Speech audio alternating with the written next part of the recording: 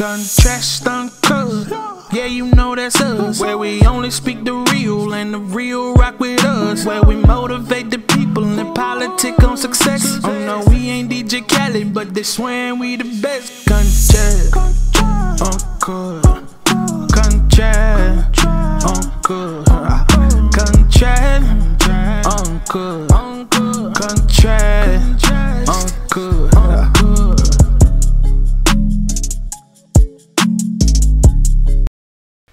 What's happening? It's Contrast Uncut. It's season 4, episode 31. Man, big shout outs to Uncle Snoop's Army and Bobby D Presents. I appreciate you, brothers. It's your host, Zylo, aka DJ Juan Dollars Like I Won Some Money. Ladies and gentlemen, today we got a really dope, incredibly special guest. You know, he's from the Midwest, Grand Rapids, Michigan. You know, by the way of Chicago, and into his new home of LA. You know, this brother is the creative director of the elevated lifestyle fashion company, Persevere. The acronym PRSVR stands for and represents and embodies the purpose of the fundamentals of passion, resilience, sacrifice, values, respect. And if you know anything about these streets, it tells you every definition of what I just said to make yourself a man, a woman, someone to be respected out there so that you can continue to, you know, be happy out there and influence and inspire. Which is a this brother's company is a high fashion clothing line that specializes in the highest quality leather and denim, that's second to none designs that simply separates themselves from any other luxury style brand out there. To keep it real, they have an incredibly dope brand. I mean, it's traveling bags, it's shoes, it's denims, jackets and coats to fur coats. You know, this brother, he's been in the Windy City. So if you ever been to Chicago and you ain't have a jacket from Chicago, you had to go buy a jacket in Chicago. Absolutely. Because that wind, boy, will make you feel like you cold. And he got jackets for you that's designed by the way of Chicago. You understand me? I mean, his brother's had celebrity goats that's rocked his gear, from Diddy to NBA champion Kyle Kuzma to Nelly to Ashanti to Derrick Rose, just to name a few. And if you don't know who I have on the show by now, it's all good. We got the honor and the pleasure of rocking with, you know, the brilliant mind of the creative side of Persevere, Brandon Williamson. How you doing, brother? Man, I'm good, brother, man. I appreciate that, man. You know, we often get to hear nice words said about each other, man. So I appreciate that. And thank you very much. All love, bro. All love. Shoot. You know, put it out there, brother, for us as people that have a taste for what's put out there. Yeah.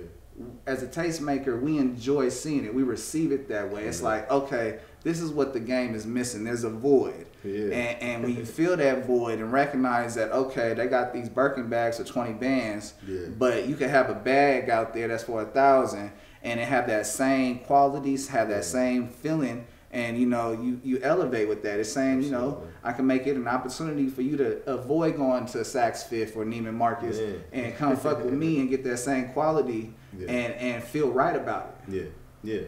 I mean, it's important, man. Like, you know, with the Birkin thing and the things of that sort, you know, those items symbolize something very different than living life in the city. You know what I mean? So, you know, you'll never hear us talk about how, oh, don't buy this or don't buy that. You're going to buy what we want to buy. You know what I mean? Like, and certain things speak to us. You know, for me and you know, we grew up looking at certain things as trophies. You can't tell me that now it's not a trophy anymore just because some foreign person doesn't like my American values. You know what I mean? But what I can do is not buy them because they don't appreciate my American values. You know what I mean? Like, I don't have a person that works at my company that can tell me whether or not things that I design will offend people in Italy. I don't have anyone that can do that. You know what I mean? So what if I design something that offends people in Italy? Are we going to shut me down? Italians are not going to mess with me no more. Ever. You know what I mean? They will never come back and mess with me because I've offended them. And it's been made very public that I've offended them. It's the other way around in our culture. So there's no point in me saying, like, don't buy a Birkin. But if you buy the Birkin, what you going to buy after that? The Birkin is designed to be something that you buy once you've done a whole bunch of work and created a legacy that spoke to the world. And you were going to use this thing as the trophy to tell the world, I did it. Same thing with certain watches. Like, I bought a Rolex because I did it. Got my trophy. I lost my trophy in the ocean though. And then that was that. So does that mean I don't have a trophy anymore? Did I not earn my position? So it just gets into a whole construct of those types of things. But what we do, it's unmatched. You know what I mean? I want to make sure I give you your flowers, brother, because if you look at, history, you look at all these big brands, you look at the premiere when it comes to this luxury, high lifestyle brand, high fashion, you get a whole bunch of people that don't really represent the culture, don't have no values, don't have anything that we could stand on that where they even support the culture putting money into their hands and putting money into their pockets. No other culture would allow that. But you have it where we still wear all these certain brands. I ain't even trying to give them no credit. Right. But at the same time, you have to appreciate and give people their flowers for one, taking the adventure into this field. Two, trusting their gut and their feeling of, you know what, this is something that's missing, I'm gonna provide it, and it's black owned. And it's coming from somewhere that has a real passion and a purpose. Definitely, bro. It definitely does, man. And that's what speaks most about it, man. When I was growing up, we listened to Jay-Z say how much you had to do it by yourself. You got to do it. Dame Dash saying, we're going to go out and do this ourselves. We don't need nobody. We didn't partner with Def Jam. We didn't sell. We partnered with Def Jam. But he copied Russell Simmons. Exactly, because that was the platform. That's the blueprint. That's the blueprint. And then we thought we were following the same blueprint, but then the requirements change, as it always does. When hip-hop was started, it was something that we did in the park. Started out in the park. We used to do it in the dark. You know what I mean? Like, that's what we did. Then, I'm not going to say what color the person was, but somebody was like, hey, they getting money down there. Let's monetize it. So they came and monetized it and built it up. So now, if I'm Jay-Z or Dame Dash, I want what y'all gave Russell Simmons. Give me the Russell Simmons deal. And then when Master P gets his deal, Baby comes along, give me the Master P deal. I want the Master P deal for my company. Because now there's these deals in place that this is how you have to do it if you want to be successful in music. Setting the standard, raising the standard, pulling up one of us at a time. So now I'm comparing what I'm going to do to what they're going to do, when all I'm doing is copying what they're doing, which is going to make two of this thing now, which you might not give me the money for that because now I'm a copycat. You know what I mean? So unless I do something to make mine unique, you may not mess with me. You know what I mean? Thank God, 20, 30 years later, we can go online and we can get these things popping ourselves. We can line up with the right sponsors or the people and the interviews and things that we want to do and do it ourselves, literally, because it's COVID. We can't go to the stores like that. Right. Now it's leveled the playing field. And that's just a cool thing to do, but now it's like you got to go and redo everything again and make it a package for this time. Because now the time's changing and the requirements changed again. It's not like that anymore. If you're going to be a black-owned brand, well, you got to do this. Get a Nike deal, get a Puma deal, get a Reebok deal. If you get a deal with one of these companies, then we'll pull you upstairs and say, hey, we've got another black designer over here, guys. He did a thing with Puma. This makes him a household name. Now you can start to say his name. But until then, there's no validation. There's no reason to pull me up out of the other ones that are doing Puma deals and Nike deals and Louis Vuitton deals, which are great. I'm not saying, like, don't do them deals, dog. They're messing it up for everybody. I'm just saying, until I get one of them deals, this is the best kept secret in the world. You know what I mean? I feel it. No, it's how you cherish things, how you value and know your worth. When you know your worth, you know your value, it translates in what you're trying to do. Definitely. It may not happen overnight, because let's be real, what's really an overnight success? 10 years, bro. Come on. That's way more than 10,000 hours. That's real blood, sweat, tears, never quitting, running a marathon and looking for the results. Yeah, and not stopping until you get them. Come on. Yeah. I gotta let you know right now, brother, time's the most finite thing we have on this earth. So I make sure I tell you I appreciate your time, appreciate you fucking with the viewers, the listeners. Absolutely, man. Yeah. That's the most important part. You know what I mean? If they're not watching, there's no point in us having this conversation. Come on. You know what I mean? Come on. So and being transparent, brother. Absolutely. Yeah, I'm big on that, man, because there's no point in me telling you something that's not true. You know what I mean? Like, I remember one time there was a Jay-Z interview and he was talking about Kanye. And he was like, Kanye's the person that's going to go over that mountain the first time and be like, hey, y'all, they shooting over the mountain. I'm back to tell y'all, but I'm willing to go sacrifice myself and what I'm doing to go make sure I let y'all know. So I'm going to go over the mountain first. That's bravery, bro. Well, most people call it stupidity, but it's bravery, bro. Like, Kanye was having these conversations 7-8 years ago before he did his Adidas deal. Nobody would give me a chance. Come on, you went bankrupt. Allegedly, you know what I mean? He probably went bankrupt in his fashion endeavors because it does take a lot of money to do this. He lost $12 million in Italy, Bankrupt. That'll bankrupt the company, any company. You know what I mean? So he was like, on those states, he was like, they wouldn't appreciate it unless I picked the cotton myself. Like, I've been trying to get into fashion. Like me, who is making millions of dollars for other companies, is deciding to say, Kanye, I want to go and make my own fashion. And they're like, no. That's frustrating. So the same conversation he was having 10 years ago, it's a conversation that I could be having now, but it's just like, I'm not Kanye, so what's the point of me having a conversation? Nobody's going to pick it up. There's going to be like, continue to not let that guy upstairs. He's a troublemaker. I'm going to give you a gem, brother. I've learned, you know, I've been blessed to be around people that they tell me some of their ventures, and they come from a cotton family back down south, and they had the only cotton gin in California. And so they were making money, and she told me that the best cotton in the world is found in the bottom of riverbeds, lake beds that are dry. And that gives you that, she said something like black cotton or something like that. Oh, wow. And I guess that's the most high-end cotton there is. Yeah.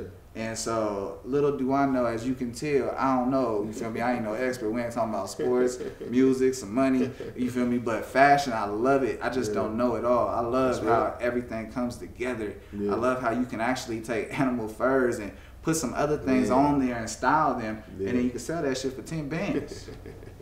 Yeah, that's a dream. You know what I mean? Yeah, that's definitely the budget you want to be under. You know, and that just is a thing where we're using our environment to influence us. No different than how a musician or a rapper or an artist is saying, like, okay, these are the things that happened to me. Well, what happened to me was I was watching Cribs one time, and Lil Wayne popped out and looked at a Rolls Royce that had mink floors.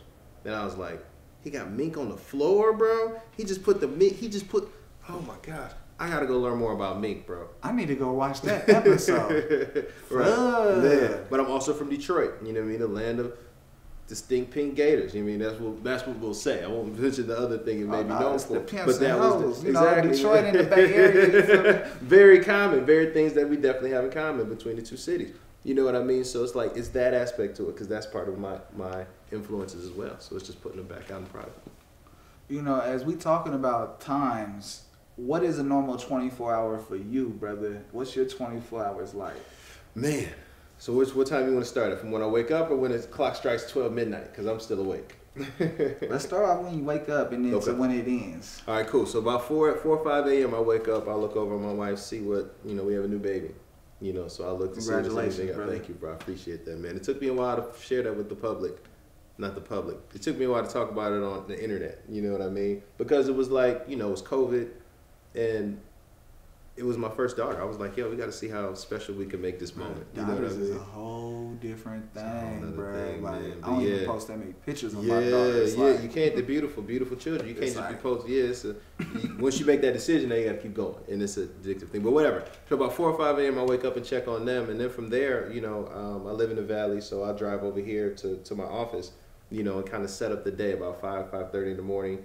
You know, turn the music up loud as I can and just zone out to see if there's any new creative energy from last night, you know, and go through, talk to my factories. You know, all of our factories are overseas, you know, so time zone difference. So we have to get our schedules together to make sure we schedule the day, get any orders in and out that we need to get done, and make sure the shipping is all moving as it should.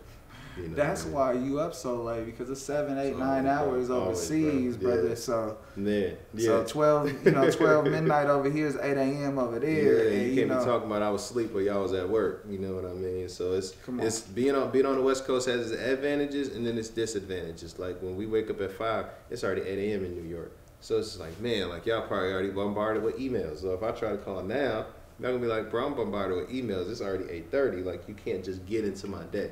You know, so we have to be, you know, scheduling and dictating the day, even from over here for over there. Most of my clients are in Chicago still. You know what I mean? That's where most of my clients are at. So it's 7 a.m. when I wake up at 5, so it's already 7. Okay, we got to get on Instagram and get on social media and get our emails out. Because even if we post it at 7, it's not going to get to them till 10. You know, once the algorithms do other things they need to do. So we're playing the long game with them to start their day and then, you know, get into the middle of their day and then the end of their day and trying to schedule those things out. So dictating that. All in the wild, man, we got like a family of like hidden stars kind of thing, you know, so we're all kind of working on our talents. You know, I've been a designer this whole time throughout this 10-year process of Persevere, but I never wanted to call myself that because it seemed kind of haughty. No, I peeped it. It says creative director. Yeah, and I'm not that, because a creative director is really just going to set the stage. I'm not center stage. I'm doing everything, bro. I'm shooting. Yeah. I'm busting my gun, rolling the window up, and driving away at the same time, bro. I got to do all of the jobs required. And getting away. And getting away because I got things to do. We got to be up at 4 or 5 in the morning. So whatever you wanted to do last night, we got to be up at 4 or 5 in the morning to start the day. So after we dictate that, man, you know, I'll get in here, reset the store, check sizes and stuff like that, man. But you know, a lot of what I've been able to do is just stay in a creative space. So I'll talk to some of my clients that are artists. Like Willie the Kid, he just had a great project come out, Capital Games. You know, that's my childhood friend. So we've had very similar experiences. I can create what he's gonna need for his video shoot. You know what I mean? Much like how when we designed for Puff, like I know what Puff's gonna need. I was there. And Spirit, you know what I mean? Like I grew up listening to that, so I know what the Harlem Shake could feel like if it was for a fancy event. You know what I mean? You know what I mean? So it's like being able to put those spices together. So, you know, every day I'll come for about an hour or two and just sit and think about what thoughts I've had throughout life to kind of manifest through. So, you know, this fall I did some moccasin stuff. And I was kind of like, well, why am I doing that? That's not really where I'm at. But I grew up in Michigan. A lot of Michigan a lot of the cities and street names are named after Native American tribes. Right. So I grew up on a street called Iroquois. I went to Iroquois Middle, the Iroquois Indians. I went to Ottawa Hills High School, the Ottawa Hills Indians. When I went to Central Michigan, the Central Michigan Chippewas. You know what I mean? It was always these Native American references, so they were my references. Because I live here, this is the street I live on. Like, if I'm rapping and I want to talk about living on Iroquois, I shouldn't say that because I'm not Native American. Like, so it's that kind of thing. I'm engulfed in this culture of Michigan. Wow. You know what I mean? So it's like through those Native American names, like, you know, I think things speak to you spiritually and through the earth and through the world. And that, you know, we went through a very big maturation process through COVID. You know, so it was just like that was where the mind space went. And it was like, well, you remember you were Indian at Iroquois and you were Indian at Ottawa Hills and you were Chippewa. Like, that's in you. You can use that as design energy. So, you know what's crazy is that my great-grandfather, I was telling my producer on the way up here, my great-grandfather, the way how he became, like, you know, successful is that he was an attorney at first. And, you know, he took what he learned from Yale, and then he went to Michigan law or whatever. Oh, yeah. And then he took that law of the land and was friends with all the Native Americans. And so he was real tight with the chief, and he became a judge for the land. And so he would hold court, and he would, you know, make people go, you know, do their time, whatever, so have you, or say they're innocent. And in return, the only thing he asked for is show me what are the trees to cut down to make the best furniture to build houses. Right. And, you know, because Grand Rapids is the furniture capital of the world at one point. And so at that point, my, you know, great grandfather listened to the chief, and they started a lumber yard. They were already doing it. But they didn't have the exact details of, like, you know, where's the best profit? Where are all these trees at? And once the Chicago fire hit and it burnt everything down, that's what sent Grand Rapids into a huge facet of a city in the United States in that time period. And my family was one of the families that had all the lumber yards, and they made enough money to start the banks, and that's where 3rd Street Bank comes in. That is an amazing story, bro. But see, I've never been to Michigan. Oh, snap. Never been. So when you're telling me about all this history with the Native Americans, it was like... that's confirming for you. It was like, wow, okay, this shit all makes sense. It's a full circle. Because now, I'm like, okay, I could tell people this story, but I don't know how the hell this shit makes sense. And so, you know, I'll tell very select, because we live in a show me era. I could show you Michigan University where it says all my family names in there and all the history of the state of Michigan. Then it's like, but and it's still your last name because it's your father's last name. Yeah, it's all. That's a big deal in the Midwest, bro. You could definitely cash that in if you ever needed to. If you ever needed to go cash that in, you can cash that in. It's a trip, bro, because, like, at this point, I'm like 20 years old, 21 years old, homeless, living with my best friend. I call my brother, and I don't know what to do. So I called my uncle. I haven't called him since, like, 96, 97. I called him for help, and he was like, oh, yeah, you come from a family of money. He tells me about all this shit. And I'm like, oh, for real? For real, for real? He's like, yeah, let me send you some stuff. He faxed over this stuff that talked about mineral rights and Anthem Trust. And I don't know anything about no mineral rights. I don't know anything about no Anthem Trust. I for sure don't know about no trust fund type shit. I grew up in the gutter. Like, I know I was good until 4 when my dad died. But once he died, we was in the trailers and all type of excessive shit. You know. And so to hear about that, I meet with him, and then he has me call this banker. This banker tells me that, oh, your great grandfather has a shrine at the bank out here, and this shit blows my mind. And you know, 3rd Street merged with 5th, and you know, it's 5th Third now. I used to work there, call center, Grand Rapids, Michigan. I was in there. Yeah. So that part of the game is like, it's a trip because I haven't had anybody except for that phone call I had 3 times with the people from the bank. Explained to me that, oh no, your dad cashed in all his assets to start some company back in the day, and so we don't have nothing for you. Even though your grandmother bought back the assets, we have nothing for you. Oh damn! And so we back to the gutter, struggling, trying to figure it out. Yeah. But now you know what I mean, and that doesn't separate it. You know what I mean, like that. You have big business in your blood. That doesn't leave just because it was taken. You can always build that back up. Oh yeah, no, that's the biggest blessing that you have, bro. You know, the reason why I do this show is crazy. because people are afraid of success. Absolutely. Because if it don't work, you got to go back and tell everybody why it didn't work, and they're gonna tease you. You don't want to get teased, bro. Beat you up. Be You know, my brother's big. I was a little one. Oh, snap. So you know what I'm saying? and you know, I used to take that back like, oh shit, you know what, I ain't gonna do this because I'm gonna get viewed this way. I'd rather be viewed this way. I got straight A's, did everything. Wow. But in the night, I was still trying to get my street cred. I was still trying to be active like everybody else. Yeah, me too. Yeah. And so, you know. I ain't get straight A's though. I was too busy doing the other thing really good. You know what I mean? I didn't flunk out, but I was like, I'm gonna just do what y'all need me to do to get to the next step. Bro, I'd have all my homework done, everything done by lunch. Just so that practice would hit, and then I'll be free the rest of the night. There you go. Yeah, right. Like, I had it all figured out. It was on the schedule, right. And see, and again, like, then that's just the part where we get it wrong sometimes, bro. We won't schedule our finagling, you know what I mean, our shenanigans. We need to schedule those things. You schedule your shenanigans, you'd be like, okay, I got from 5 to 9. 9 o'clock, bro, I got to get back and hit the books, or I got to get to bed. Like, we would just be out there doing shenanigans, bro. See, I didn't get that in college. In college, I was like, you know, it was my first time being free. Oh, yeah. You know, I went to UC Santa Barbara. At this point, it's the #1 party school in the country. Oh, wow. Yeah, being from California is very different than being from Michigan, but we were all trying to get to the party school. That's in common for sure. Bro, I did not graduate college. Oh, me either. I failed it. Yeah. I had like 4 jobs at once, and it was the greatest thing ever, and I got to be a real trap star. Living out all my dreams, you know what I mean? Right. Come on, that shit was amazing. Yeah. But it was my first time ever hanging around white people like that. Interesting. How did they view you? Did they view you as white, or did they view you as mixed? Did they view me as mixed and scared of me? So I had that stigma of like, you know, don't piss him off, bro. Yeah, get out of his way, or you know what, give him what he wants, bro. I did shrooms one night, and we had a party, and I stood at the door for 3 hours. We lived on my best friend or whatever at the time lived on DP, which is the biggest party block next to the ocean. Okay. So we're upstairs, we're throwing a party. I'm at the door while everyone's trying to get into the party, slamming the door on everybody's face. 2-3 hours. I'm gone on shrooms. I'm thinking the door is moving. I'm thinking that people talking is like fake. Open the door, someone's standing there trying to get in. Wow. Open the door again. Wow. 3 hours. Why'd they keep trying to come in, bro? Because it's a party, right?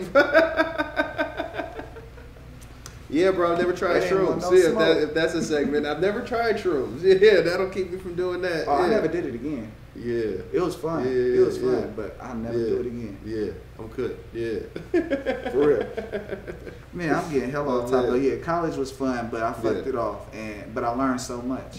Absolutely, bro. It learned to prioritize and learn to schedule. As you said, schedule shenanigans. I wish I would have scheduled and compartmentalized my life and prioritize certain things. Because when you prioritize things and compartmentalize, I got time for this, I got time for that, I got time for this. Yeah. You finish early, you know what I mean? Right. It doesn't really take you an hour to do that exercise. It took you 20 minutes. You got 40 minutes to dick off, bro. You can do whatever you want. Hey, I'm about to run to the store. I'm about to go get a drink. I'm going to go grab a joint right quick. Like, you can do those things. Man, make a call, make a play. Yeah, there you go.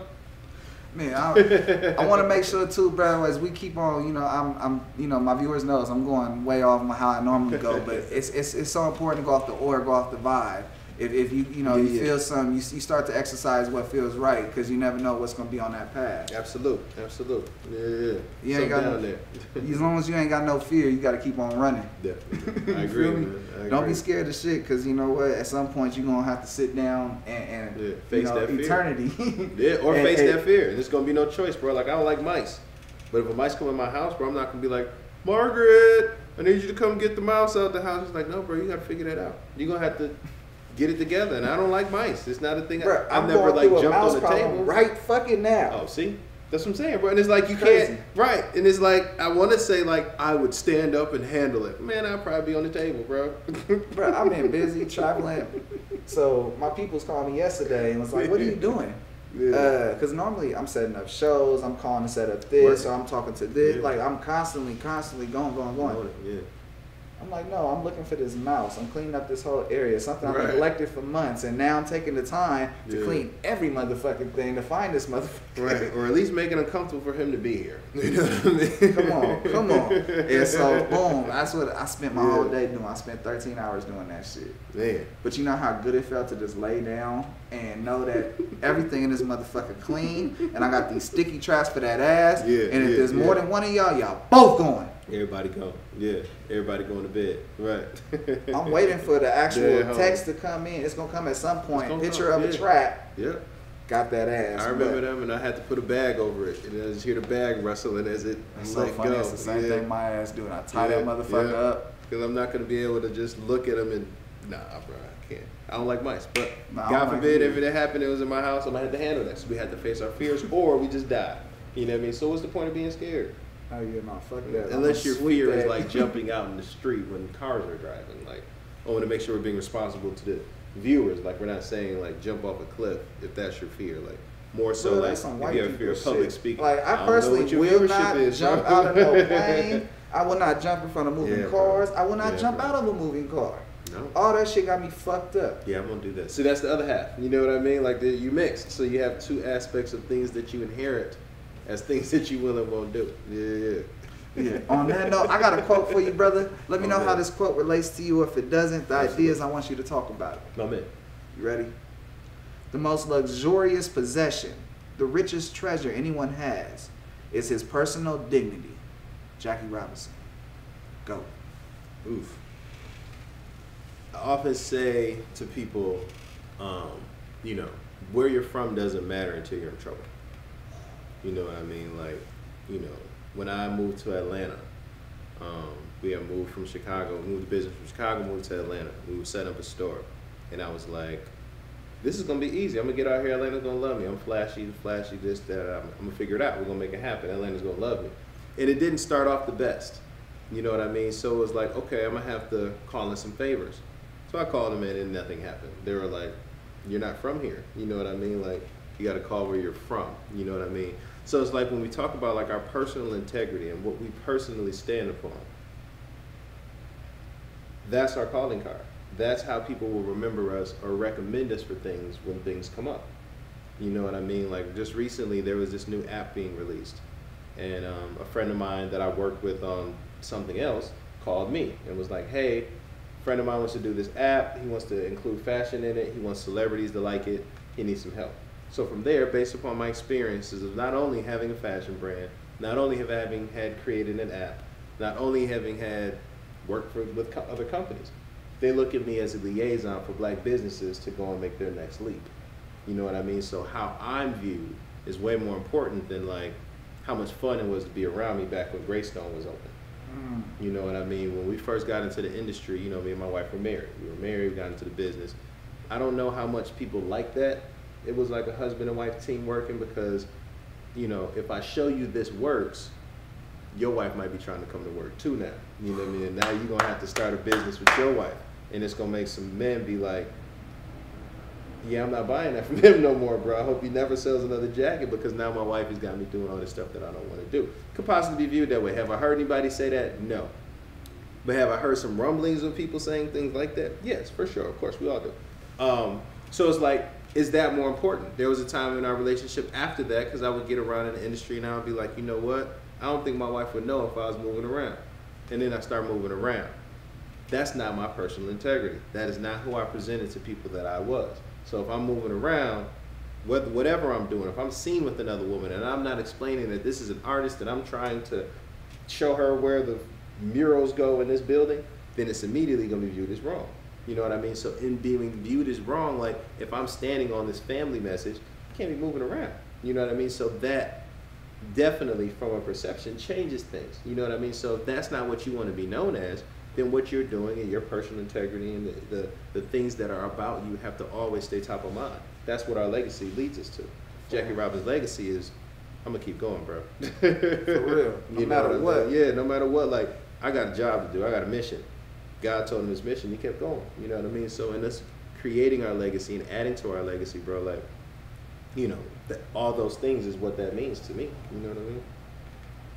No, that's so deep, brother, because people don't understand the importance of being a power couple and then how much that can interfere with people's mindsets of, this is my way of doing what I want to do. Their ulterior motive is now, you know, in the way because they see other things working. Yeah. I got partners that won't let their girls sing, their wife sing, because they sing incredibly well, but they don't want people staring at their girl, their wife, and I understand, but it's like, bro, you handicapping what she's capable of doing that can actually provide more than what you're doing. And it enhances your legacy, bro. Like if it's like, okay, cool, now I'm gonna go sing, she gonna sing some songs, now maybe their kids gonna sing some songs. Think about your daughter. That. Exactly, because you want to set them them up. I didn't know my mom could do this. Right, bro. Exactly, and then it's a hidden talent. I didn't know my mom sewed till 2 years ago.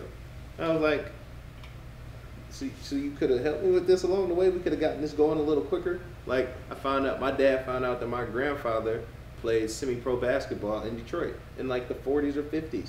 You know what I mean? Like, he didn't know any of that stuff. You know what I mean? But my dad played basketball and I played basketball. And my grandpa just been like, all right, to my dad, I'm gonna work with you, I'm gonna work on your game. Okay, cool. Now we're taking this talent, which is nothing more than, well, your gift, and then turning it into a talent. We had the gift of playing basketball. We didn't actually have the talent to know how to navigate to that next level, though. Right. And he just instilled it. He did make it to a high level. So, okay, look, my son should make it further than me then. That's how it should go. Right. You know what I mean? Like all the things I'm doing design-wise and all of this stuff, it's just to set up the kids. I didn't have any dreams of being the designer of the year. That's generational wealth. And wealth is nothing more than knowledge. You know what I mean? Money but is if they richness. can't see it, yeah, how are they supposed to receive it? It doesn't exist. They don't see it, bro. Bro, I'm a product. Yeah.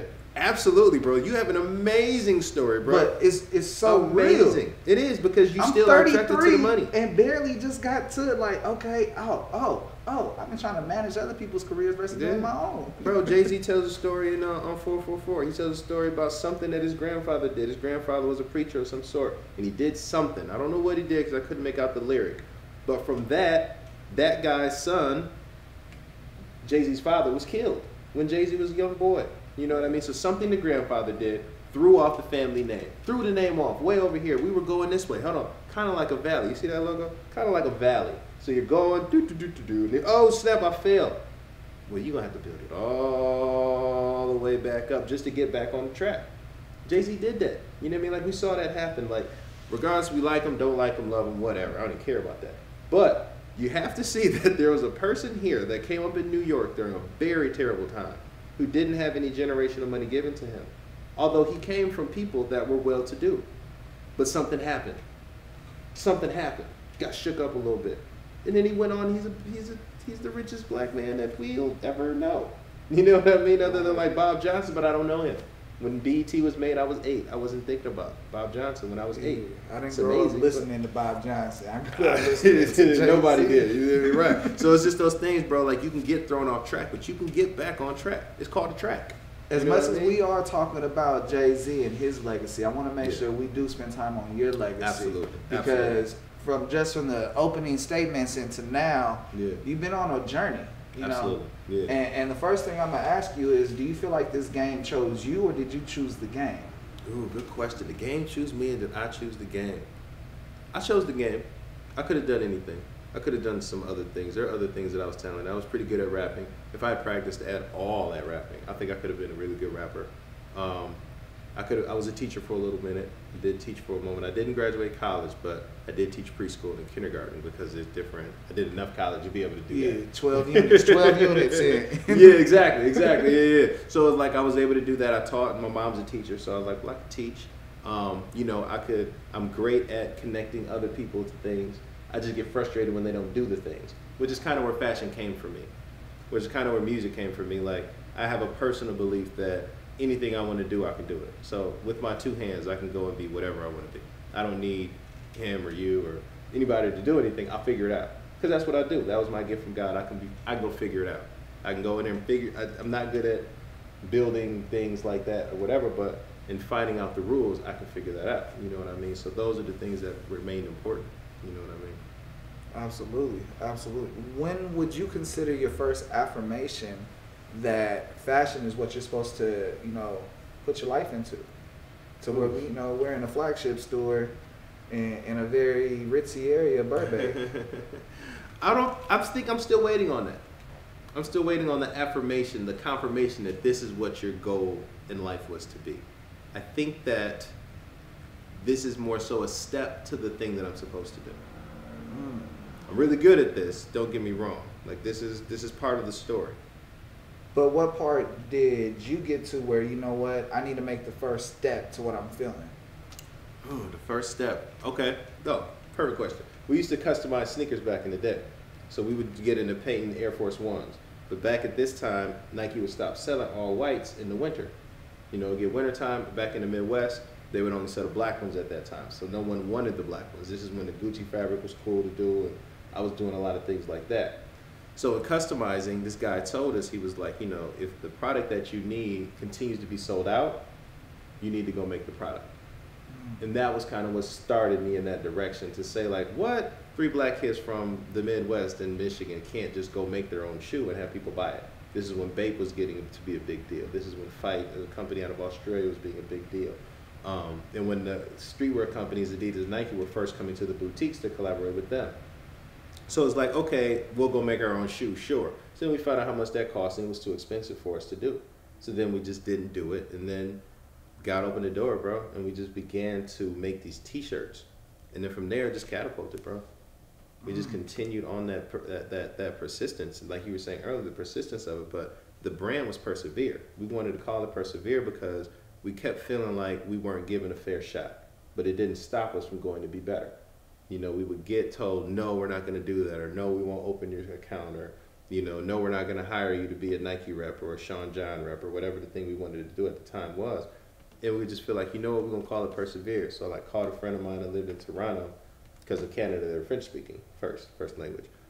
So I called her, like, how you say persevere in French? Because my buddy at the time, my former business partner, was like, I think you should call it like percevoir. You know what I mean? So he was like, all right, cool, percevoir. You know what I mean? But then, you know, it was pronounced persevere. You know what I mean? But then we just pulled out the E's and made it persevere. But it was those things that kind of put it in the direction of like, hey, if you can't get the company to do what you needed to do, you have to go become the company. You know what I mean? And that was probably the first time that it was like, all right, man, we got to go down this road. And it's been a tough road, but you can't have gotten the knowledge any other way. It's being tough. I can personally tell you that the reason why this show exists is because people told me no.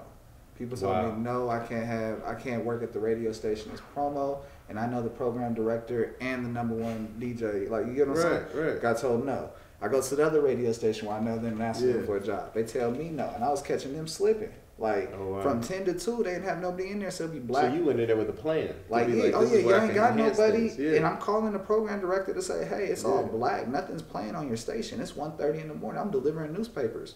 I'm doing the most riggediest job ever, but I just wanted to show my wife I could do something, make money. Yeah. Man, so needless to say, I'm calling in that. They tell me no. They want me to do a resume, all type of shit, send it all in. No. And then I asked to join podcasts. They told me no. Yeah. And so I was like, you know what? Everyone keeps on telling me no, but I know what I'm supposed to do. Yeah. And so I called my peoples, and then I started to format a plan, and then boom, it took off. Wow, we in season 4 right now. Yes, sir. Wow. But the reason why I'm bringing this up is because, to keep it real, you know, you've been able to take all the no's into something that where us as, like I said from the beginning, as tastemakers and trendsetters of seeing like, oh, that needs to be on me. Yeah. That needs to be on my feet. That needs to be on my legs. I need to have that on my shoulders. The fabric, as soon as you touch the fabric, you know that you invested your time. Absolutely. You didn't go in there and say, I'm going to buy Gildan.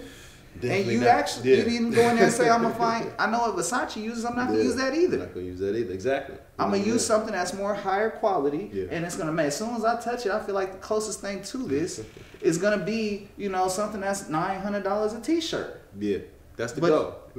But the reality is, you take that what they're doing that's maximizing their price, Yeah. and say, look, I can get it for this amount, Yeah. and I can still make room in this area and still provide such a quality, and you do it stuff in small batches, so Yeah. so that makes it authentic. That makes it limited edition. That Yeah. makes people like, holy shit, where can I get that from? Exactly. And man. then now people are contacting you for licensing because, Exactly. hey, I kept on hearing about this, I Right. kept on hearing about that. Exactly, you know? man. Yeah, exclusivity is only determined by supply, not price. So often we're getting into this Yeezy way where it's like, oh, these are so exclusive. No, they're not. There's 10 million pair made. Like, they're not exclusive. They're just being held from you. Like You the know what I mean? Jordans. Right, like the Jordans, same thing. It's just like, but in our aspect, like, we know we're talking to a specific client.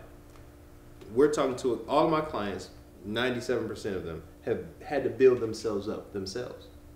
I don't really have a client that, like, got a whole bunch of luck. You know what I mean? Like, my client doesn't come in with stories like, oh yeah, I'm just so rich, richy, richy, rich. I'm just gonna go and be rich, rich, rich, park my car in front of your store, just give me one of everything. Like, that's not my client. I didn't have an inherited, like, that kind of attituded client. I have a client that goes and makes their own trucking companies, that goes and makes their own podcasts, that goes and makes their own jam companies. Like, I got clients of all types of sorts that something about what I'm doing speaks to an independent builder. You know what I mean? So, and then that's all relative back into our spiritual aspects of what we're putting out there. You know what I mean? So that's why the fabrics will feel like they're supposed to feel, because that's how they're supposed to feel. Charging wise, some of those companies have much bigger staffs than I do. So I have to charge you their salary for my smaller staff. You know what I mean? So we could make 100 of this piece and be like, hey, we just want you 100 people to get it. The 100 people that get this thought, that would be fine for me. I don't need to make 20,000 of them in order for us to make a profit to pay accounting and marketing and distribution and for all of our storefronts around the world. Like, that's where high cost comes from. High pricing comes from very high elevated costs. You know what I mean? Like, so yeah, we have a store now, and our prices definitely did take an increase, but not 1,000% increase, because we didn't increase our overhead by 1,000%. And that's just business. You know, in business, we have to figure out who we are, price it that way, and then talk to find that client. Like your podcast, you made a podcast. You're interviewing people that build it up from the bottom. You know what I mean? People that are willing to go and put the money into themselves and invest into themselves. I bet your viewers are the same, that want to put money into themselves. So they're watching people put money into themselves that started this in December, and I'm already blowing up. You know what I mean? So it's being obedient to the spirit that's leading you. You know what I mean? That also goes into what you eat, that All also that goes stuff, into right. what you have around you. That goes into your atmosphere. Yeah. That goes back into what he said earlier about scheduling shenanigans. I love my folks. I love the block, but I'm only going to be up there maybe once or twice a 2 month. hours, right. And that's just because, one, I created my availability to be different. So now I'm filling in all my time trying to chase what, I feel is what I'm supposed to be chasing. Absolutely, bro. And it's being received, so it's not like I'm just going down this path on my own. Yeah. No, I'm meeting up with people and continuing the journey. Yeah, bro. And that's manifestation. That's prayer. Yeah. That's seeing something, and you know what? I'm gonna pray about it. I'm gonna envision it, and then I'm gonna put the work in. And, I don't know how the work's supposed to go. I just know I'm supposed to do something. And if I'm not doing something, I need to be researching so I can find how to do that. Absolutely. And keep that wheel spinning and spinning and spinning. Exactly. What can you tell the listeners and the viewers about your manifestations to where we're at today? When I was in Grand Rapids, I did a party in Detroit. We called it the Payday Party. Willie the Kid came perform. DJ Drama was supposed to DJ, but there was a scheduling mishap, so we didn't. But it was a big deal, huge party that we did. Then I was like releasing my first shoe, which we called the Coalition. So we were doing the process, going through that process of getting the shoe released and getting it done. And nobody really came to the party. It wasn't like a big turnout. Like, they didn't view it as a big deal. It was just like, I'm just here for the party. I'm not really caring about that shoe thing, and that y'all got all dressed up and drove over here from Grand Rapids to do this Detroit party. So it's kind of like, okay, we have to keep going. We have to just pack it up and be able to do what we have to do. So in the aspect of us, damn it, I forgot the question, bro. You know, just pretty much your journey to manifestation. Yeah, because, manifestation. You know, oh, right. Because I was gonna say, right. Yeah, my bad. So when we left out of Detroit, I was like, you know what? I'm leaving here. I listened to a lot of Kanye and GLC at the time, and I was like, man, I need to go to Chicago or LA or New York because that's where fashion is done. You got to get to the coast. The Midwest is a great place to build a boat, terrible place to sail it because you can only sail the boat in the Midwest. You just going to Michigan, Ohio. I got 10,000 lakes for a reason. Yeah, bro. But you ain't going nowhere, bro. You better put that boat back in the driveway. Here, I can get wherever I want. The mind can expand itself more. You know what I mean? So, like, I told people, like, you know, why'd you move to Chicago? Like, why Chicago? Like, I wasn't ready to move to LA or New York yet. Fast forward, you know, I met my wife, you know what I mean? She's from Indianapolis. And she, you know, I met her at, like, a friend of mine, Alpha. He was doing a mixtape release. And she... You know, I met her and she was like, she had this radio show at the time. This is when podcasts was big the first time. First time around when podcasts were a big deal. You know what I mean? It was like that time. And she was like, I'm going to interview you for my show. We never did the interview, but 6 months later we got married. You know what I mean? And she told me this story about like, you know, one time a lady like read her fortune and like saw her driving in the mountains in a convertible in California. You know what I mean? So when I had met her, I had taken a job at this sneaker store downtown called Colors.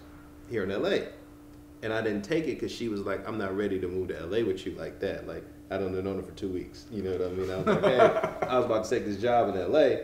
Come with me. She was like, while I did have someone tell me I would live in California, I'm not ready to move right now. We didn't really put it on the board and be like, we're going to California. This is our 10-year plan. We're going to make it to Cali. We came out here, did pop-ups every 2 or 3 years, do stuff during All-Star Weekend. And, you know, the Kyle Kuzma thing was really cool. Like, all those different things we did. But we never made it a plan, and then the Grammys came up. The Grammys wanted us to do do the gifting for their lounge and for all the people that go to the Grammys. So we were like, okay, cool. And then LeBron went to LA. So we were like, okay, these are all signs. It might be time to go to LA. Still not even thinking that we had made that plan from day one, that I'm just not ready to go to California or New York. But that's my plan. I just don't know which one. So I'm going to start with Chicago. We went to Chicago.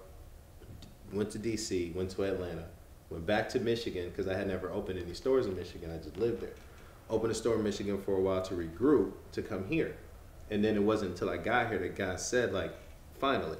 It's crazy because no, the universe, Yeah. it was, if your path was going to lead you here no matter what. But you said, you know what, there's this other thing that the Bible worships is called love.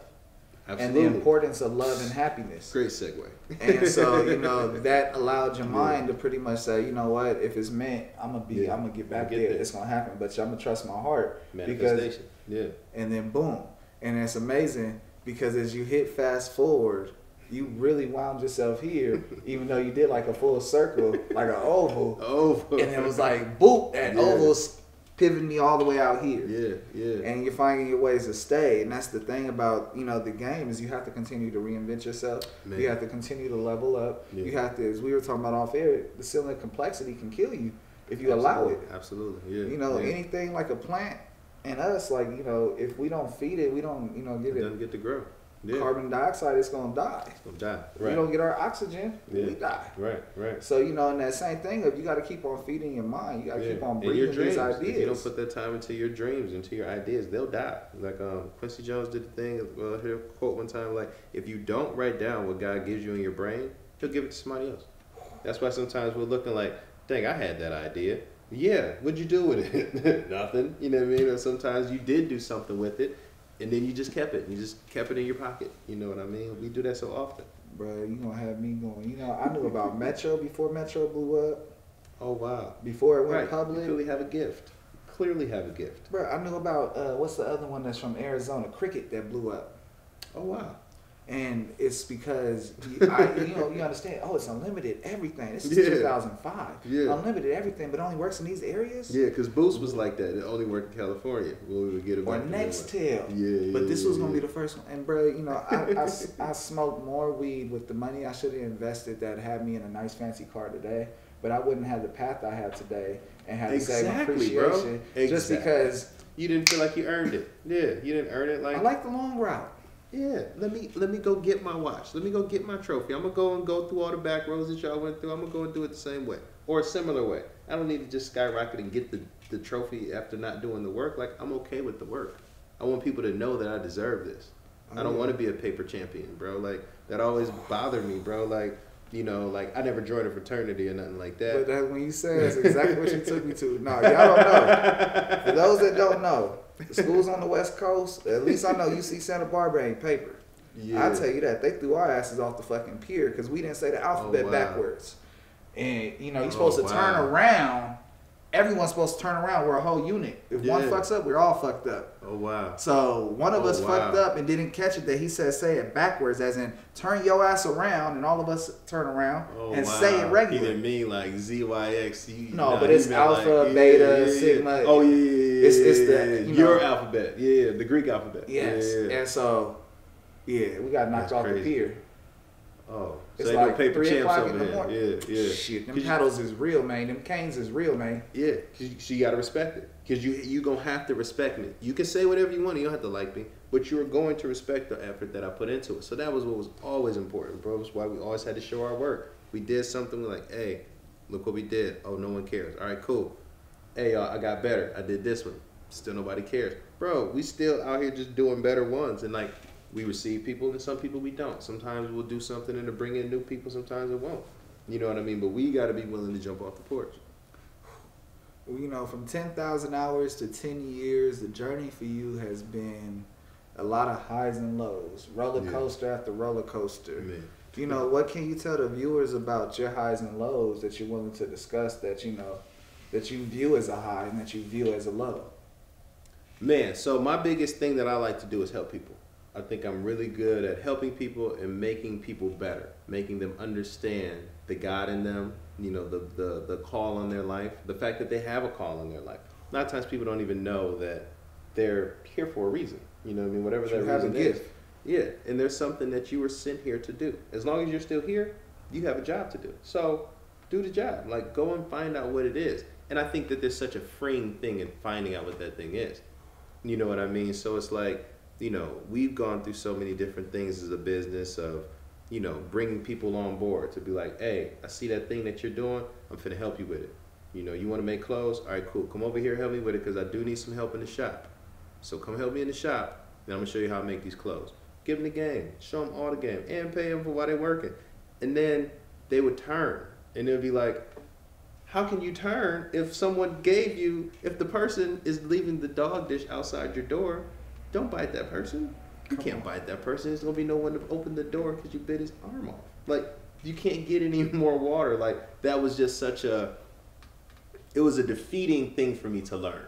But you know, the reality is that when you come up in environments where there is no consistency, I had to learn that. There is no dad. There is no promise of this is going to happen. I had to learn that. You I keep didn't know on, that. you know, shit. Which is the thing. I appreciate when you hear that word that. maybe, that means motherfucking no. They took my maybes to mean yes. If I said maybe, then that means yes, and I would be held very accountable for doing certain things, and it'd be like, but you're not being held accountable because certain people have never been held accountable. So it's it's not their fault, but at the same time, you can't repair men, or no, you could repair broken children, but you can't repair broken men. It's something Frederick Douglass said. You got to go through that with your lady, and you and your lady got to go be broke together, and then you got to go through it to build it back up. I had to go through it, so I know. Like, I didn't have a, you know, my dad was there. You know, we ain't talk. There wasn't no talking. You know what I mean? Because that's not what dads in the 80s did like that. You know what I mean? So it's like being able to see and understand that, and then show that same love to people when they would do me so dirty. You know what I mean? And now you still have to show them love when they come back around and let you know that they were sorry. Because now they're learning what sorry is. They defunked themselves out of the process. They didn't finish the class though. So what I've learned is you can't hold it against people, bro. You're in their lives for the time you're in their lives. It's a season. Yeah, and it hurts. But you got to learn from it. And hopefully when you get to California, you ain't so wide-eyed and bright-eyed and happy and just letting everybody come all in your spot and be like, I run this shit now. You know what I mean? We're in Chicago. We was trying to prove something, bro. We was trying to be whoever we was trying to be. You know what I mean? And people take kindness for weakness. Absolutely. And they've never seen anyone be nice. So it's like, I'm sorry, go ahead. Yeah. No, that's real, bro. That's real. Yeah. Dogs don't see cats. You know what I mean? Like, ain't no cat from like, I'm a cat. I'm nice. Be nice to me. Like, nah. Finna maul you, bro. We a bunch of dogs. You know, that's what we do. Then it's just like, that's just what it is until they go through a process, and that's why we make it a point to always be doing better and better and better and better and better. But see, and that's a gift from God that you recognize, because if you were so cloudy in judgment, you wouldn't be here today. You'd be tainted. You'd be so hurt and be like, I'm never going to be hurt again. And it'd be like, no one will ever get the chance to hurt me. Chicago streets, bruh, stop playing. Right, to have to go through that and live that way, bro. Them kids was riding the train to school when they're 7 years old. When they're 9 years old, they're taking buses and trains to school. That wasn't my life. So since that wasn't my life, I do have compassion for that because, bro, my kid is 7. He'll never take a train, bro. There will be no train taking. You know what I mean? Like, Chicago is a very tough, rough city, and it snows, and it's shootings. It was tough. It's a tough time. So if you don't have to go through that, then don't. You know what I mean? But it's like I did go through that because when I went to Chicago, I moved there by myself and started at the bottom. You know, I moved into Inglewood. I didn't have my parents to buy me a condo. You know what I mean? Like, we stayed downtown. You know, but we went through those processes, much like you were saying. Like, I'm going to go through the process. You're going to see me. They saw me in the hood. They saw me at Harold's. They saw me getting my hair cut at the place we go to get our hair. Like, you're going to see me in these environments and supporting this city. But then in turn, I gave back to that city so much. And all of the cities I lived in. Is it McLaughlin's? I went to this fire-ass soul food spot. And it's crazy because when you go to Chicago and you're from Cali, they recognize right away that you're not from there. And yo, however you carry yourself, oh, you from California. I don't know what part, but you from Cali. And we love it. It was nothing but love. Yeah, that's what I'm saying. Love, but it still had me alert because, you know, in the Bay, people that give you that love, they try to rob you. Yeah. You know, they help you get your gas and take you all the way to the gas station and rob you on the way back while you try to drop them off. Right. That's just, you know, the streets. This is true, yeah. Yeah, I'm from Detroit. This is what happens. They'll call the strip club meeting and be like, yo, they on 7 Mile and Gratiot, come through. And then they hopping out the back of the U-Haul van, and now it's like, dang, I thought I was just gonna have a nice time with this young lady. Set up. See, it happens. No, whole strolling off. Shit, Brad. I know I'm starting to dig into time, but I want to go ahead and make sure I knock out a couple of things before we get up out of here. Yeah. What has been your 3 most rewarding moments in the game so far? Oh man, in the business or in family? Because you know that's easy. My kids will do that one all day. You know. You know, when I ask this question, it's really about life. It's you know, what's the first things that pops up in your mind that you consider rewarding? Because you know, at the end of the day, our purpose becomes our job when you understand your passion, your purpose, and then you find a way to get paid from it. And then you're really not working. So it's like, and then that provides for the family. So it all goes back in a circle. It's all about life and how you view it. And Absolutely. so when I ask that question, it is specifically, you know, what you feel is rewarding. Yeah. Because a lot of people, I've had people tell me some of the most craziest things of like, simple. Yeah. My biggest reward was breathing this morning, having still water and you know, something else, and it'd be like, dang, he took He took it all the way down to the smallest molecule and was like super thankful. That's what's up. And of course we are.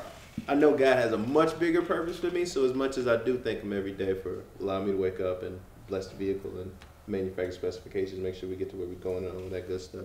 You know, the biggest blessings and things that have definitely taken my career further and allowed me to keep going, one is my children. You know what I mean? Like my, you know, I have 2 boys, 1 little girl now. So it's been the one thing that I can attest to that's made me grow up. You know, and like made me really get my life together and really think about, you know, what people will say once I'm no longer here, or how they'll view him or treat him when he is out without me. You know, even while I'm alive, like how are they viewing his parents? You know, what do they say? Like, you know, oh, you mean Billy's mom with the Range Rover? Like, well, what do they say about Brandon's kids? And I mean, what do they say about B2's parents? Like, what are they saying about them? Like, that's been important just in allowing me to shape and frame how it is that I do my day. You know what I mean? So my kids, for one, like when he came out here, he got the opportunity to be in his movie, you know, and like he's been doing acting and things like that, which are things that I would have wanted to do, but we lived in Michigan. Where were they going to take me? You know what I mean? Like that wasn't a thing to really do. So now being able to impart that information and those opportunities to them, that's first and foremost for sure. Now I'll just put family in there because my wife being married, that's been great too. She's been super hot. So, and then career-wise, bro, like, you know, being able to open our stores and be a retail business, you know what I mean, consistently throughout all this time. When we first opened in Chicago, we opened in like this neighborhood called Pilsen, which was like a super drug-infested area right before we got in. So it was gentrifying once we got there. And we were like the first business of our type to come there. Fabulous came there, Tiana Taylor came there, Ashanti came there. Like, people came to that hood. Like, it was a Hispanic hood, and people would come to see us. You know, we had built something up that no one could be like, nah, don't go there. Don't mess with them. You know what I mean? And that was important. You know what I mean? Like, being able to set out to what we were going to do and be able to operate these stores in all these different cities and be able to, you know, feel what Atlanta felt like, feel what DC felt like. DC is the black capital. Like, that's Chocolate City. To be able to go to Atlanta, Freaknik, Olympics, like all of these different things that made these cities unique. And we got to live in them, operate businesses there, talk to other black businesses there. Like, that was a huge accomplishment for me because, you know, my dad, while being a black businessman, he had a job. You know what I mean? He couldn't go and always go and be like, hey, I represent Michigan, this is what we're doing over here. He was more so, I work at this job. You know what I mean? Like, I handle the things for this job. Until he became a pastor, which now in churching, like, that's a whole other thing. And it's like, ugh, that's a tough one, bro. He's doing a tough one. And then the third one, man, like, being able to use my voice for good, bro. Yes. You know what I mean? That's been such a blessing, bro. Like, I know, like, we was talking off air about my grandfather. Like, he knew he was called to preach, but he was like, I don't have more than an 8th grade education, so I know no one will listen to me. But he knew, he was told in his soul, you should be preaching. And he was like, nah, I ain't doing that. And he didn't. You know what I mean? So it's like, to be doing things actively to get my family's name back on track, that's the coolest thing ever, bro. Oh yeah, no, that's a huge cool. blessing. Yeah. To restore the family name. It's crazy. Yeah. I'll tell you something off there. Please do, because you got some work to do. You can cash that in. It's worth something. Let's figure it out. Let's do a documentary or something, bro. Because that's crazy. People will watch that. Sorry, go ahead. Bro, coming from the fashion world as a creative genius, as a fashion designer, you know, can you pretty much let the viewers know what's something that people have fucked up about leather and denim and you know, putting your stamp on there? Like, I don't want you to give out trade secrets, but let people know what people got fucked up, what it takes to mess with these type of high quality items. Man, you know, when it comes to the fabrics that we decide to use as a brand, man, like, it's a labor of intense love. You know, we go through them, you know, when you use the best fabrics at the best price. Like, our goal is to be the best thing in class. You know what I mean? So you think about like a S5, like a 500 Benz. Like, I'm a 500 Benz. I'm not a 660. I'm not a 650. I'm not a Maybach. I'm not a 43. Yeah, I'm also not a 40. Yeah, right. Like, but it's an S5. It's nice. It's got wood. This is nice. Like, we're giving you the best thing for the most people to be afforded in this price range. Just sometimes we even price lower. Sometimes we price higher based upon the things that had to go into it. You know what I mean? So it's just like being able to consciously, damn it, bro, I keep doing this shit. Go too far into the fucking direction, and then I'll be like, what the fuck are you talking about, bro? It's called weed. Yeah, no, bro. And I'm sitting like, dang, I thought I smoked earlier. Like, I don't know what I... Run it back, what was we talking about? We were talking... Oh, yeah, when it comes to leather fabrication, bro, it's easy to, like, what talk people for a got second. fucked Yeah, up. right. Man, it's... The biggest misconception about leather is that there's good leather and bad leather. There's real leather and not real leather. You know what I mean? There's real and faux. But it's like, we'll put these constructs and be like, this is bad leather. And yeah, there's cheaper leather. But leather is leather, and it's subjective to the garment. You know what I mean? Sometimes we want to use like what we'll call aniline leather, which is pretty much Italian leather. The process that people put the leather through in Italy is called aniline, is what we use it as, at least. So it's like, I want to use that for a biker jacket, but I don't want to use it for pants. So it's like being able to know, like, okay, the best leather for pants is lambskin, because you're going to have to move around. It's got to be a little stretchier. You don't want to have the same good leather that you're using on this jacket for this biker for this other one, because the biker is going to be thicker skin. Like, it's just going to be a different process for pants. So instead of paying $3,000 for some Dolce & Gabbana lambskin pants to ride your bike on, don't do it, bro. right. We'll get you the right kind of leather for your bike riding pants. You know what I mean? So it's just those types of things, man. Like, people know when you're buying the product for its quality. You know what I mean? Like, you know, there's several companies here that do a real big on selling lesser costing clothes. You know what I mean? People are like, oh, it's cheap. Like, well, yeah, it's cheap because it's cheap. It costs cheap. It's not necessarily bad materials, though. It's not necessarily bad construction. It's just cheap. So for what you're paying $10 for, Yeah, it's about a $10 item. You know what I mean? Like, you can't be upset at that though. You know, you pay for what you get. Pay for what you get. You know you was gonna wear that one time and throw that whole way. But in the same thing, there's also something else where you pay for what you get, but you also build relationships that get you places money cannot. Absolutely. And that's what access is, man. And that's what we try to make sure that we're presenting is, you know, you're going to be able to go where you're going and nobody's going to look like you. But you're going to look cool. It's not going to be a thing like, oh, he looks like a clown. It's going to be like, oh, somebody's got a stylist. You know what I mean? Like they're going to think that you've elevated to finding things that they've never seen. Like, can you imagine coming somewhere in a car that they've never seen before? Not in that color, but a car that they've never knew existed, bro. It's here now. And I'm wearing it, driving it, pulling up in it. Valet this. Exactly. Changes it. Changes who the person is. Whoever that person is, he's cool. Automatically. No, absolutely. It allows people to really customize what they are, showcase what they represent, and at the same time have someone that can do that for them. Exactly. So you know, speaks to you. How much of your clientele is stylists versus, because, you know, a lot of successful people, if you don't know, it's very rare to see the actual celebrity come into these stores and buy it. Unless, one, they fuck with the fashion designer because he has a good energy. Or normally they got their assistant, their publicist, somebody, or their stylist coming down here and buying it and sending it up to the crib. Definitely, right. Yeah, we don't have it like that yet. But we would like to. So if there's stylists out there that need to be able to be in contact with us for that, we'll definitely be on that. But ours is always through the client, man. Like, they'll see it. They may send someone to pick it up, or we may have to take it to them, or things like that. Like, they rarely, at least since we've been here, we haven't had many people. Well, yeah, we've had a few. But most of them we have to run to them and take them out there. They've had such great messenger servicing here in California. As opposed to Chicago, where we got to take everything to people. All right, I'm going to go into one of my segments, brother, then we're going to wrap this up. No, man. I got my segment called Impulse Q&A. It's where I take impulse questions, and I wrote them down earlier, so I want your impulse answer now. Snap. Got you, bro. You got to answer 3 questions. You don't like the question, say pass. I got another one for you. We should be cool. Question number 1. What is the funniest thing you've seen happen in a fashion show? Whoa. Man, so Chicago, it was a, I forget what the show was called. I won't name it anyway. So it was a show, and it was like, you know, different cultures involved. You know what I mean? So it was like some women, men kind of thing. It was this guy that came out. He was like going to do his runway thing, and he had a pair of chaps on with nothing else on with it. Like, so chaps only cover like your thigh down. And it was just like, are we supposed to clap in the name of fashion? Are we supposed to show we're offended by this? Because if you just sit there and act like you like it, they'll bring out another one.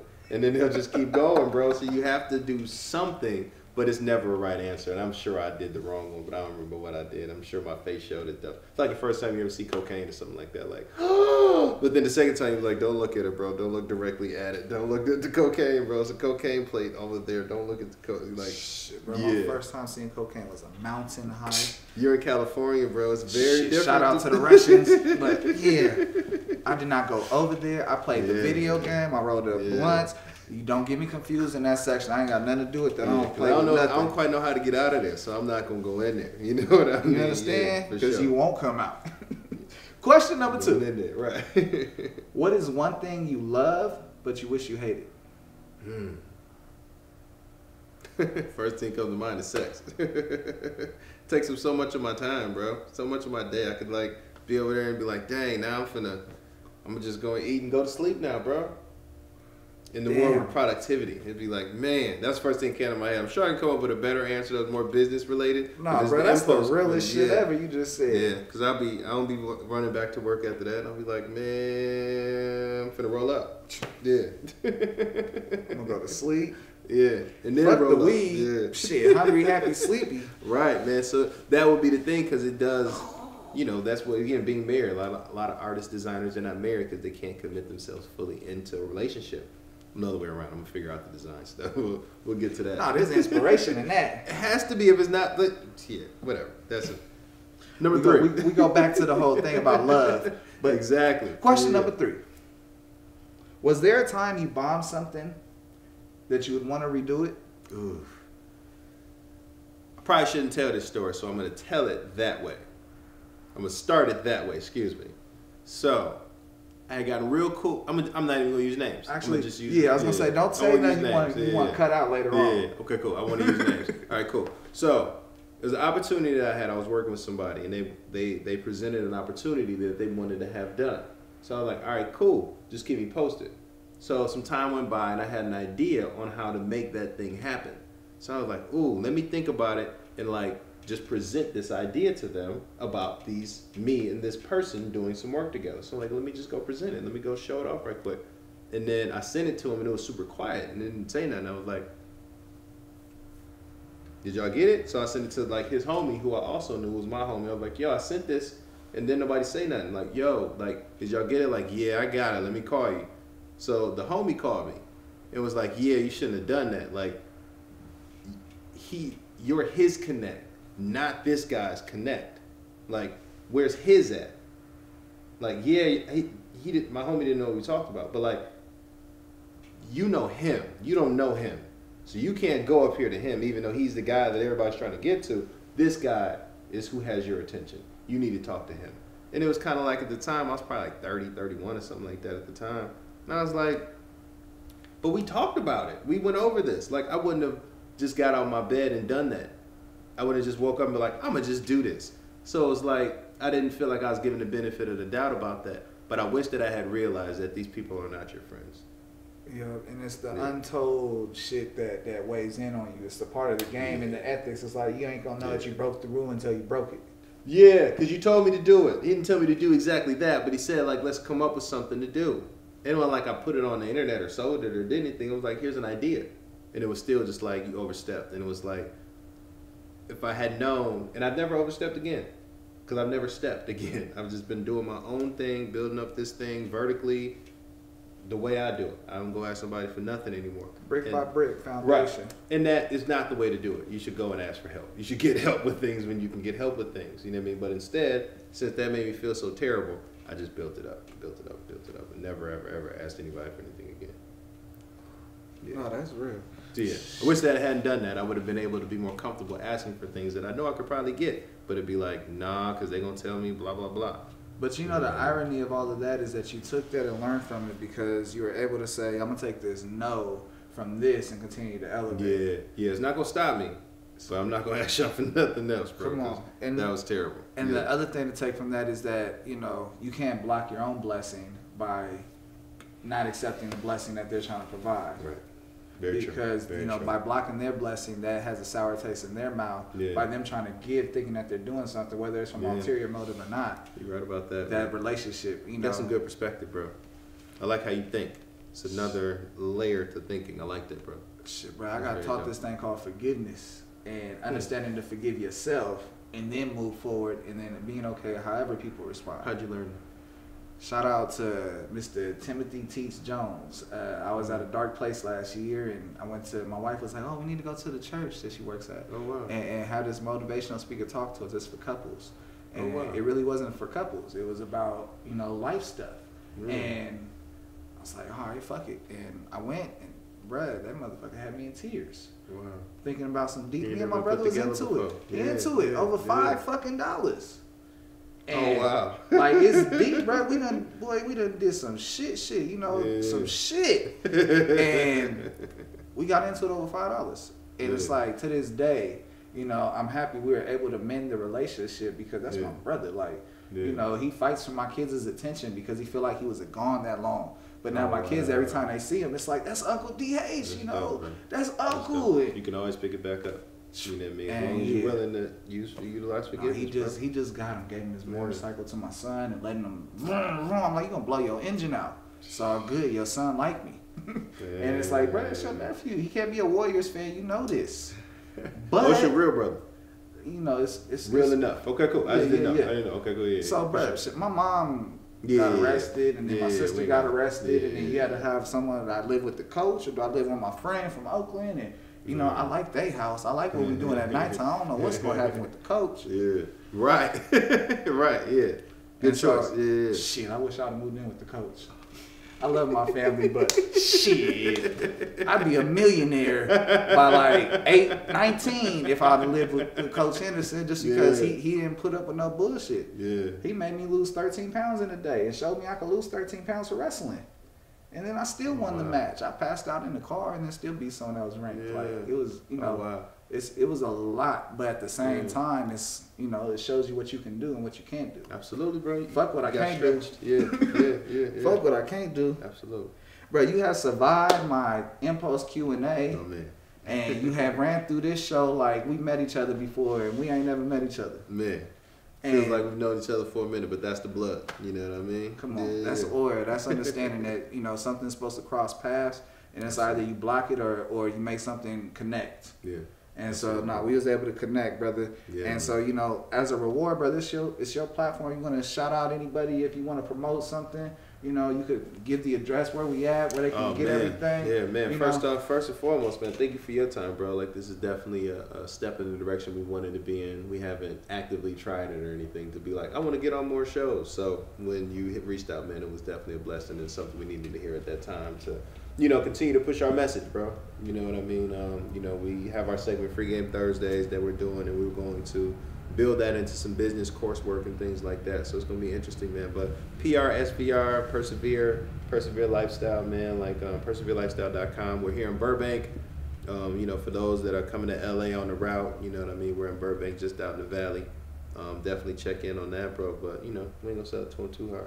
You know all the rappers, artists, right around the corner from all the studios. Yeah. You know, if you in Burbank, you are literally right around the corner from this brother. So, you know, step your high fashion game up because to keep it real, you're going to separate yourself from everybody else. You know, you want someone to jock you, you got to make sure you got something that no one else got. Something fresh. We can make it up for you, for sure. Yeah. Bro, so if you notice, my show is different. It's unique. You got anything, brother? Sorry, my producer segment. I always got to remember to do that. But oh, yeah. Cut that out. 3, 2, 1. Yeah, brother, if you notice, my show is different. It's unique. You know, they got segments over there, and I'm like, I'm not going to do segments like them, but I'm going to take a segment because they say I got to do it, but don't do nothing like it. And I'm like, you know, how do I keep that same energy of being different like the whole show? And I'm like, I know what I'm going to do. I'm going to hit you with it. The viewers knows it's coming. You got any questions for me? Whoa. Huh. Good one. I like how you did that. It's like you got to be listening. You got to be listening to what he's saying because you'd be like, wait, what, bro? Yeah. Okay, man. Questions for you, bro? Man. Yeah, I do. I got a bunch, though. I got more than one. Man, so how'd you persevere? I guess we'll just leave it there. How'd you get through to get to now? Yeah, I said to myself when I was going through my worst and darkest times where I couldn't control anything, that if I take the excuse of why they say I can't do this, take the excuse of why they say I'm not able to get this or I can't get that or make this or start here, take that excuse away and make that the reason to do it. And once I was able to get myself programmed to say, you know what, fuck that. That's the reason why I'm doing this. And it became a chip on my shoulder. Mm-hmm. And, you know, at the same time, when you get a chip on your shoulder, you become a little bit shiny and other things attract you as well. And so I had to maneuver and then I fell into a rut. Right here. Yeah, go ahead. And so when you fall into a rut, you got to be able to recognize, you know, what does yourself look like in the mirror? Yeah. And so I fell in a rut for so long and doing regular things, I stopped tracing my dreams. I stopped feeling what I felt inside. Yeah. And then I started walking around. People be like, oh, man, you going to do something. You going to do this. And like, what the fuck y'all see? I don't see that in the mirror. I see myself. It's cloudy than a motherfucker because I know what they're talking about, but I'm not listening to it. Yeah. And so after 7, 8 years, it came to a point where, you know what? I got kids. I got a wife. I got this. I got that. How the fuck am I going to get to my dreams that I know I'm supposed to be envisioning, I see myself doing, working a fucking regular job that I'm making them rich. I'm giving them ideas. I rose this restaurant 60% in sales. Wow. Twice, 2 different locations. Right, so there's clearly something about you. So I'm like, okay, so what am I doing wrong? Why am I making them money and I'm still struggling and I'm not getting nothing? I try to invest my whole career into, you know, my brother's career, and you know, it got successful, but didn't reach where we wanted it to. Yeah. What's wrong? Why is this engine not going? Why are we still climbing uphill when we should have done enough to start going downhill? I had to go into myself. Yeah. And as soon as I reflected and remembered that, hey, you know, that same kid that made front page of the Sunday newspaper is the same kid that overcame, got straight A's, that eventually went to jail because he robbed somebody. 2 weeks later after being front page Sunday newspaper, got arrested and then convinced the judge and have everybody write letters to let me out and let me go to college and come back on my breaks to do time in juvenile hall. I turned 18 in October. I got arrested August 13th. So I literally had less than 2 months to sign a plea deal before I got charged as an adult for a robbery charge. That I have the gun and I robbed somebody. Whoa. So all of that. Right. So I did it. You know, it was just like, yo, I did it. So it was me, but I don't want to go to jail. I'm sorry. I don't want to do that. Yeah, I try to play the whole card because I'm a straight A student and all this other stuff versus the character letters, and the judge changed it. And so I didn't recognize that. I thought I was still like invincible like I was at night. Yeah. Fucked off college, started to fuck off my life, and then you start running a restaurant, seeing success, like, oh yeah, you can do this. You have all this other stuff. And so to take that same thing and remind myself, hey, you're gonna start seeing the person in the mirror. And that's where I recognize that, hey, that was excuses. You made your reason to do it. And here I am today from December to, here we are, October, November, and doing it. It's a full circle. It's been like, the universe receiving us like, I've been waiting for you. Yeah, right. You weren't ready. You weren't ready, yeah, but I've been waiting for you. Yeah, to get ready. Yeah. And I got goosebumps, but that's because it's real. Yeah. And that's a great point, bro. I ask my wife stuff like that all the time. Like, you think you can fall out of the light, but then get back in it? You know what I mean? Like, you fall so far, right? Because but the light never turned off. It's you. You got out the light, so. The light, you can catch up to the light, but you gotta go. You gotta go. When you go down, you gotta come back up. Like we'll often think that the goal is to like the hard part is like being on the mountain. Like the win is to be on the mountain. You know what I mean? Like that's what you gotta work to get to. But it's a lot of work to get there, bro. Like we call it the valley. So the valley is when you fall down. So we in the valley, you gotta figure everything out. That's where you manifest on how you got to this point. People forget the whole purpose of why you climb the mountain is to arrive for the view. Yeah, to look at the things you had to go through to get to it. So that you can get up there and see physically and then feel it. Yeah. Because everything you've been through is an emotion, it's a feeling. Absolutely. There's been people that's been, indirectly hurt, have been directly hurt, just because it's the cross of the path. Yeah, absolutely. And when you climb up to this top, you always got to remember there's a mountain that's bigger than you that you still have not climbed yet. There's another mountain. And at the same time, you can slip and fall at any point and go all the way back down this motherfucker like you haven't done anything. You have to figure it out again. You know what I mean? Or you can stay down there. Or you can figure it out again because you climbed it once. You can climb it again. It's just, do you want to? Or do you have it in you to do it again? Are you willing to go through that process? My grandmother, my dad's mother, she passed away in 2003. I've only met her once. But I learned at the age of 80 and the age of 65, she climbed Mount Everest twice. The second time when she was 80 years old.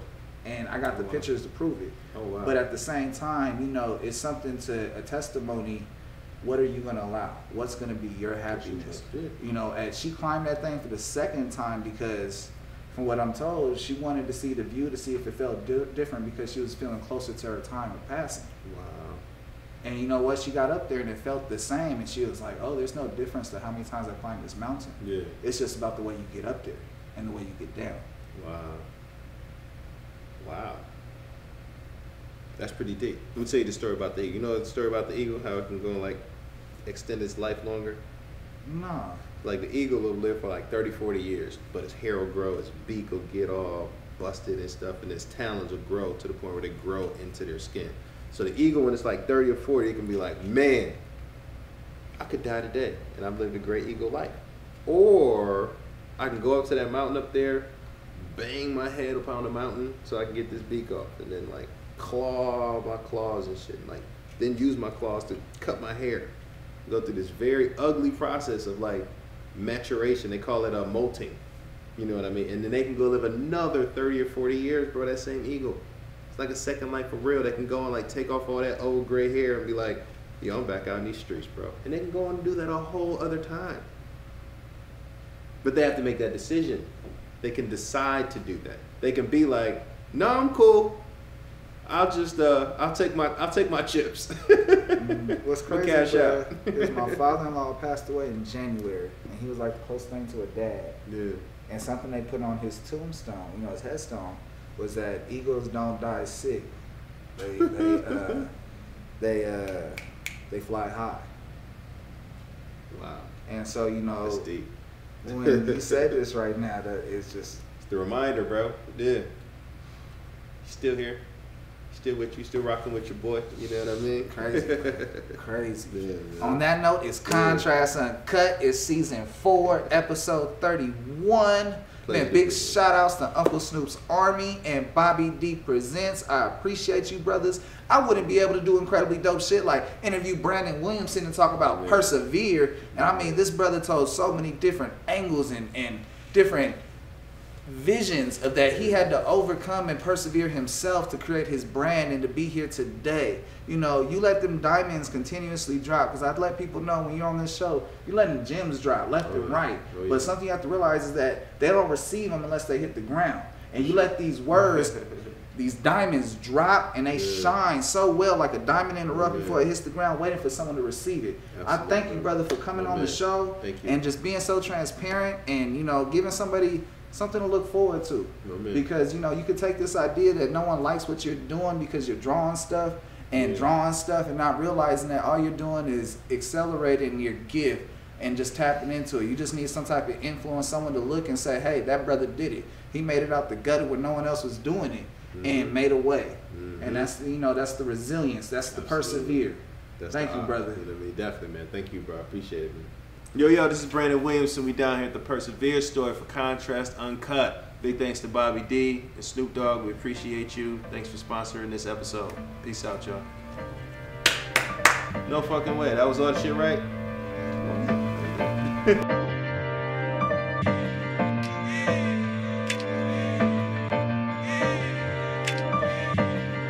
Yeah. This really remind me of some, this really reminds me of some Tribe Called Quest. Hip-hop really taught me to give it all I got left.